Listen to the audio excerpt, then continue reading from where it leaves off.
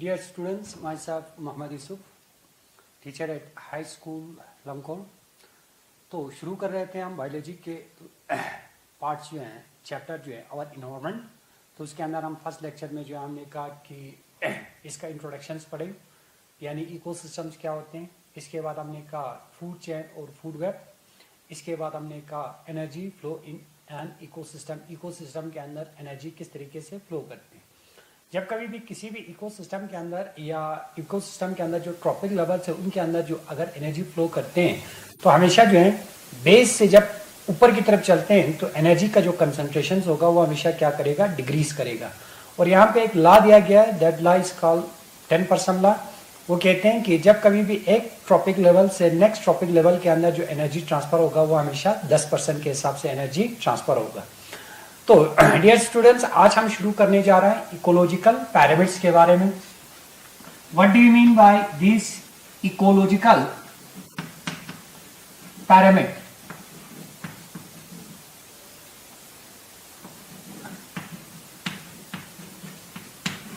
Ecological parameters होता क्या है? Now ecological parameters means the graphical representation of, यानी जब कभी भी हम ग्राफिकल रिप्रेजेंटेशंस करते हैं, graphical representation of representations of number of individuals,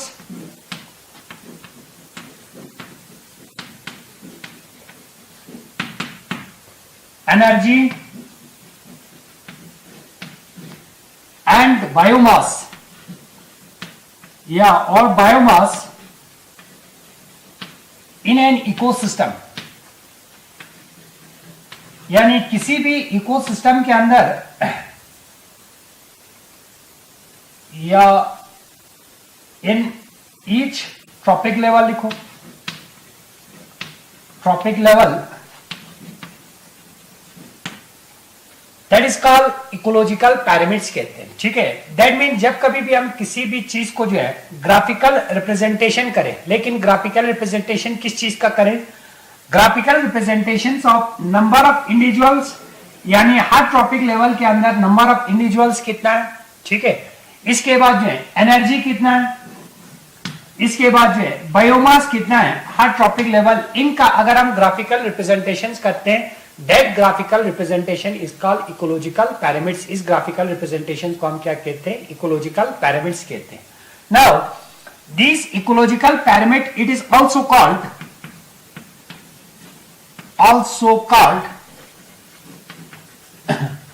एल्टोनिया parameters.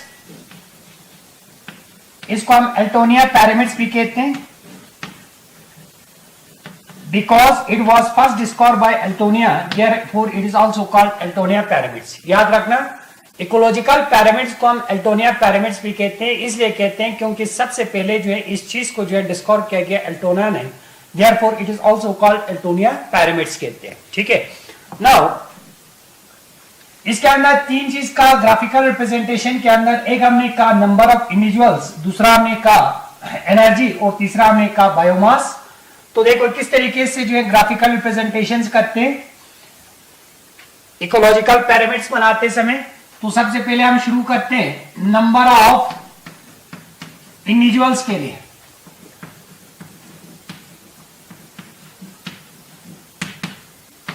That means the graphical representations of number of individuals in each tropic level is called ecological parameters for number of individuals कहेंगे। ठीक है, that means the graphical representations of, यानी जब कभी भी हम graphical representation करें किस चीज का? graphical representation of number of individuals के लिए। ठीक है, number of individuals, number of individuals कितने हैं, अगर हम उसका जो है ग्राफिकल रिप्रेजेंटेशन करते हैं in each trophic level,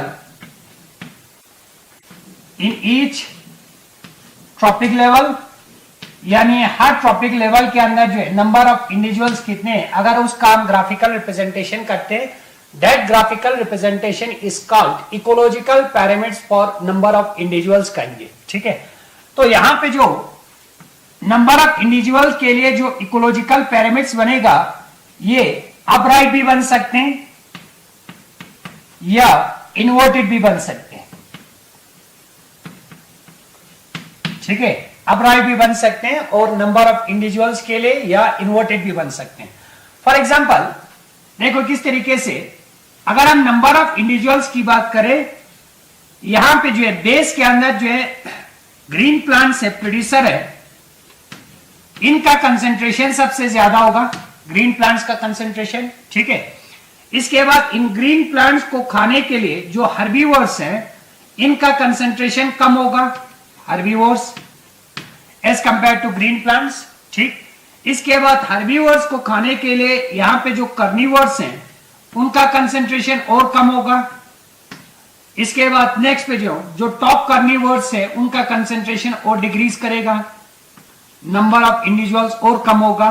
that mean these type of pyramids, यानी इस टाइप के जो पिरामिड्स फॉर्मेशंस होगा, this is called, this type of pyramid is called ecological pyramids for number of individual. इस टाइप के जो पिरामिड्स हैं, इसको हम क्या कहेंगे, ecological pyramids for number of individuals कहेंगे। ठीक है, इसी तरीके से अगर हम नंबर ऑफ इंडिविजुअल्स की बात करें, ये हमारा टेरेस्ट्रियल इकोसिस्टम के अंदर है। टेरेस्ट्रियल इकोसिस्टम के अंदर हमारा जो नंबर ऑफ इंडिविजुअल्स के लिए जो पिरामिड्स बनेगा, वो हमेशा अपराइट बनेगा। लेकिन अगर हम इक्वेटिक इकोसिस्टम्स की बात करें, इक्वेटिक इकोसिस्टम के अंदर जो हमारा पिरामिड्स बनेगा, वो हमेशा किस तरीके से बनेगा, इस तरीके से इन्वर्टेड बनेगा, इस तरीके से।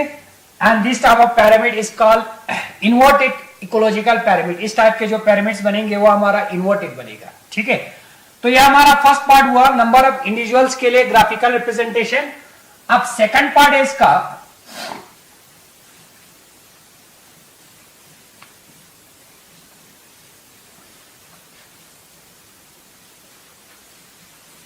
इसका जो सेकंड पार्ट है उसको हमने कहा बायोमास।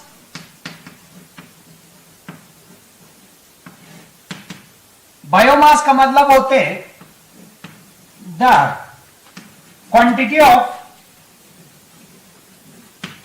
Of living content. जो लिविंग कंटेंट्स हैं उसका अमाउंट कितना है, क्वांटिटी कितना है, दैट इज कॉल्ड बायोमास। इसको हम क्या कहते हैं, बायोमास कहते हैं। ठीक है, और जब कभी भी इसी बायोमास का ग्राफिकल रिप्रेजेंटेशन करें, that mean graphical representation of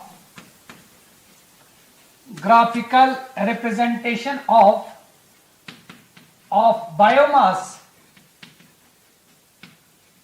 in each trophic level, यानी हर ट्रॉपिक लेवल के अंदर कितना होगा इसका बायोमास का concentration in each trophic level, that is called ecological pyramids for biomass. इसको हम क्या कहेंगे, इकोलॉजिकल पिरामिड्स फॉर बायोमास कहेंगे। ठीक है, और यहां पे बायोमास के लिए भी दोबारा से जो इकोलॉजिकल पिरामिड्स फॉर्मेशंस होगा, वो दोबारा से अपराइट और इन्वर्टेड फॉर्मेशन इकोलॉजिकल पिरामिड जो है फॉर्मेट होगा। ठीक है, दो चीज हमने कहा, एक हमने कहा ecological pyramids for number of individuals के लिए, और दूसरा हमने कहा इकोलॉजिकल पिरामिड्स फॉर बायोमास के लिए।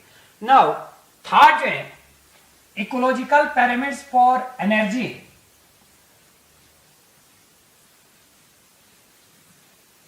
थर्ड पार्ट है इसका, दैट मीन्स एनर्जी के लिए।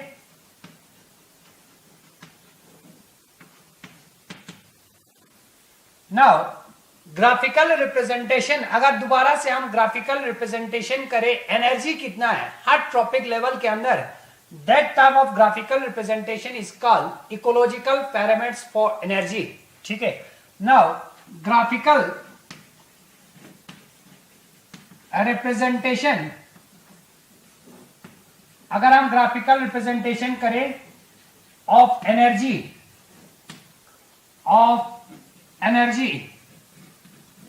in each ट्रॉपिक लेवल,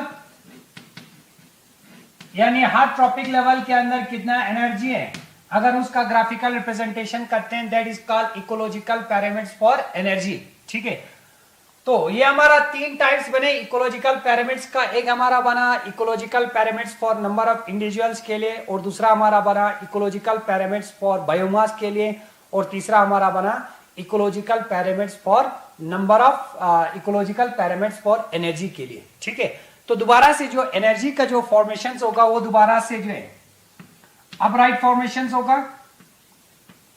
क्यों? इसलिए क्योंकि जब कभी भी एक ट्रॉपिक लेवल से नेक्स्ट ट्रॉपिक लेवल के अंदर एनर्जी जब ट्रांसफर होते हैं तो हमेशा जो है कम कंसंट्रेशन के अंदर एनर्जी ट्रांसफर होगा। फॉर एग्जांपल ग्रीन प्लांट्स के अंदर सबसे ज्यादा एनर्जी देते हैं, डायरेक्टली यूज करते हैं सनलाइट एनर्जी को during the process of photosynthesis. इसके बाद हर्बीवोर्स के अंदर दोबारा से कम एनर्जी पहुंच जाएगा, कार्निवोर्स के अंदर दोबारा से कम एनर्जी, टॉप कार्निवोर्स के अंदर दोबारा से कम एनर्जी प्रोड्यूस होगा। And that type of ecological pyramid is called upright ecological pyramid. दोबारा से यहां पे जो है अपराइट इकोलॉजिकल पिरामिड जो है फॉर्मेशन होगा। ठीक, नाउ ये था हमारा ecological pyramids.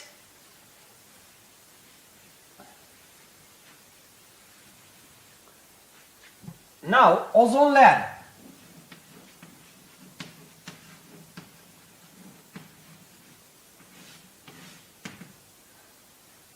it is made up of this ozone layer it is made up of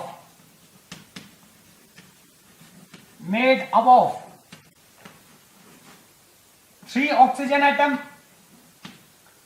अगर आप ओजोन लेयर की बात करें इसके अंदर तीन ऑक्सीजन एटम्स होते हैं, that mean ozone means O3।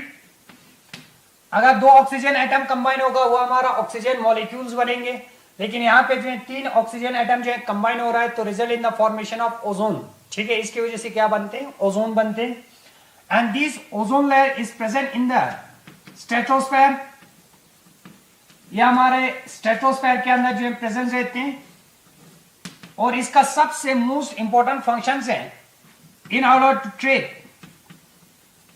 Traps ultraviolet radiation. ये क्या करते हैं? अल्ट्रावायलेट रेडिएशंस को ट्रैप कर लेते हैं कमिंग फ्रॉम सन, जो कहां से आते हैं? सन से आते हैं। This ultraviolet radiation is very harmful rays. ये अल्ट्रावायलेट रेडिएशन जो है बहुत ही हार्मफुल रेस है, इसलिए क्योंकि ये प्लांट्स और एनिमल्स के अंदर जो है डिफरेंट टाइप के जो है डिजीज को क्रिएट करते हैं। अगर हम प्लांट्स की बात करें, इनके अंदर क्या होगा? स्किन कैंसर हो सकते हैं, एनिमल्स के अंदर cataract, removal of chlorophyll molecule. Plants के अंदर ये रिमूव करते हैं क्लोरोफिल मॉलिक्यूल्स को। अगर प्लांट से क्लोरोफिल मॉलिक्यूल को रिमूव करे तो फोटोसिंथेसिस नहीं कर पाएगा, जिसकी वजह से प्लांट जो है टोटली डेथ कर जाते हैं। ठीक है, डिफरेंट टाइप के जो इसका इफेक्ट है अल्ट्रावायलेट रेडिएशन का। इस अल्ट्रावायलेट रेडिएशन जो है सबसे मोस्ट हार्मफुल रेडिएशन है, इसलिए क्योंकि it effect both plant and animal, दोनों के ऊपर जो है इफेक्ट करते हैं। इसीलिए क्या करते हैं? ओजोन लेयर इस अल्ट्रावायलेट रेडिएशंस को जो है ट्रैप करने में मदद करते हैं। And this ultra ozone layer is present in stratosphere. ये किसके अंदर जो है प्रेजेंस रहते हैं? स्ट्रेटोस्फेयर लेयर के अंदर जो है प्रेजेंस रहते हैं। नाउ यानी कौन सी ऐसी चीज है जिसकी वजह से ओजोन लेयर के अंदर इफेक्ट होगा? अगर हम इफेक्ट की बात करें ओजोन लेयर के ऊपर किस चीज का इफेक्ट होते हैं, तो सबसे ज्यादा इफेक्ट होगा क्लोरोफ्लोरोकार्बन का।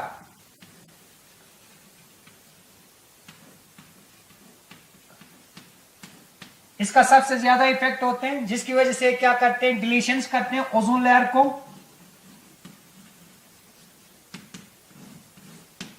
ठीक है, फ्लोरोकार्बन एक ऐसा केमिकल्स हैं जिसकी वजह से ये इफेक्ट करते हैं किसके ऊपर? ओजोन के ऊपर, ओजोन लेयर के ऊपर होल्स करने में मदद करते हैं, जिसकी वजह से ये आहिस्ते आहिस्ते डिलीट होते जाते हैं, खत्म होते जाते हैं। तो सारा का सारा अल्ट्रावायलेट रेडिएशन जमीन तक पहुंच जाएंगे, जिसकी वजह से इसका सबसे ज्यादा इफेक्ट होगा। ठीक है, and this chlorofluorocarbons are used as a in refrigerator. इनको हम रेफ्रिजरेटर के अंदर इस्तेमाल करते हैं फॉर कूलिंग पर्पस। ठीक, नाउ इस ओजोन लेयर का फॉर्मेशन किस तरीके से होते हैं? फॉर्मेशन ऑफ ओजोन लेयर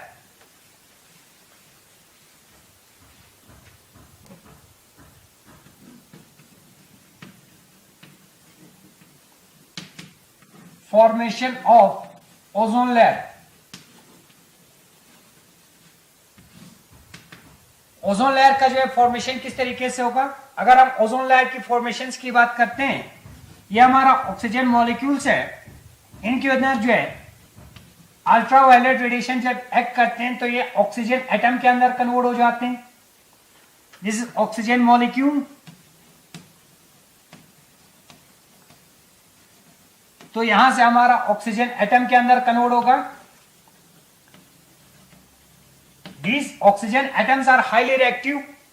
ये रिएक्टिव है क्योंकि ये अनस्टेबल है, इसीलिए हमेशा क्या करेगा, this oxygen atom combine with another oxygen molecule, this is oxygen molecule, तो ये कंबाइन हो जाएगा किसके साथ? ऑक्सीजन एटम के साथ, result in the formation of O3। यहां से क्या बनेगा? हमारा ओजोन लेयर बनेगा या ओजोन बनेगा। ठीक है, तो ये इसका फॉर्मेशन हुआ कि ओजोन लेयर का जो फॉर्मेशन है वो बहुत ही, ओजोन का जो फॉर्मेशन है बहुत ही सिंपल है।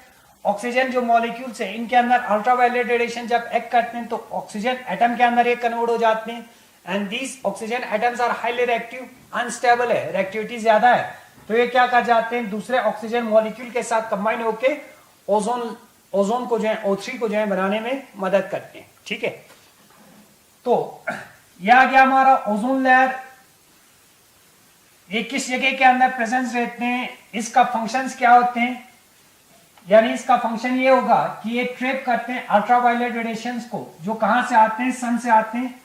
अल्ट्रावायलेट रेडिएशंस बहुत ही हार्मफुल रेस हैं, जिसकी वजह से it effect both plants and animals, दोनों जो है प्लांट्स एंड एनिमल्स के अंदर जो है इफेक्ट करते हैं। तो इसीलिए ओजोन लेयर जो है इस अल्ट्रावायलेट रेडिएशंस को ट्रैप करने में मदद करते हैं। ठीक, तो लास्ट जो है बायोलॉजिकल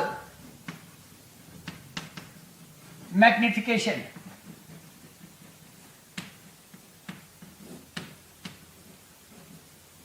बायोलॉजिकल मैग्निफिकेशन होता क्या है?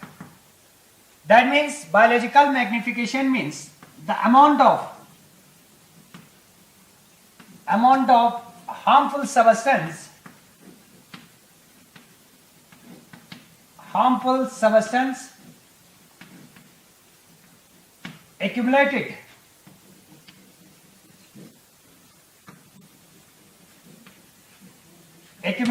in each trophic level,